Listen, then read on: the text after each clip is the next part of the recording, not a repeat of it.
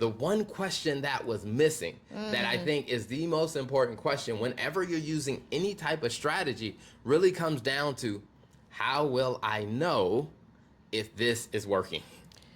Because I think that so many business owners don't ask that question. That's good. Because they're spending a lot of time really working these strategies, or they're working in their business. And a lot of times people often tell me like, hey, here's what my goal is. And I'm like, okay, that's great. You have a goal. And now in order for us to be successful, I'm going to ask you a very important question. How will you know if this is going well? And most of the time, people have no idea of answering it, because their only thought is, I set a goal and I'll know it's successful if I achieve the goal. Right. I'm like, that's a really big gamble. Yeah, I think this is such a timely podcast, because we're coming to the end of the year. And even if you're watching this, whenever you watch this or you listen to this podcast, we all know that around the beginning of the year, people are really like gung ho, like, man, I'm going to lose 15 pounds. I'm going to lose 15 pounds, or sorry, my mic fell off. I'm going to lose 15 pounds, or I'm going to take my business to $300,000 in revenue, like whatever, or $300,000 in profit. There's just all of these goals. And then as you start to get to the end of the year, you get to the mid-year, you're still pumped. You're like, okay, great, $300,000 in income is the goal. Then you get to the end of the year and you hit, I don't know, 250 or whatever the number is.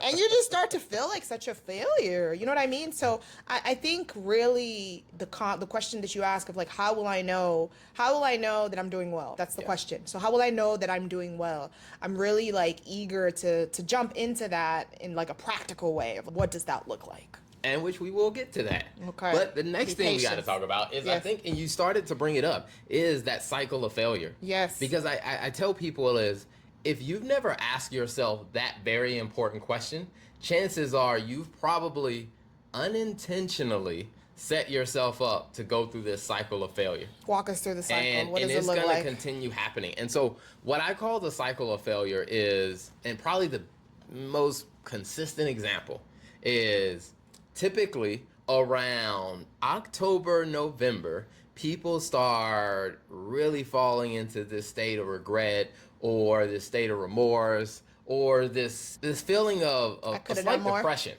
Now, I think in the United States of America, or I guess say in the Northern Hemisphere, some of that may be, some studies have weather shown, change. Yeah, some of it may be weather change, and it gets darker outside quicker and stuff like that. But a lot of it, I believe, now this is my untested anecdotal thesis, let me put it that way, is that around October, November is when it really starts kicking in to people like, hey, back in January or late December, you set these goals of these resolutions of what you were going to do for the year. And now like reality setting in is you are nowhere close. And I think people get this sense of, this almost slight depression, or this slight regret and remorse, and this feeling of failure. And then as they go through the holidays, they get a little bit more excited about the holidays.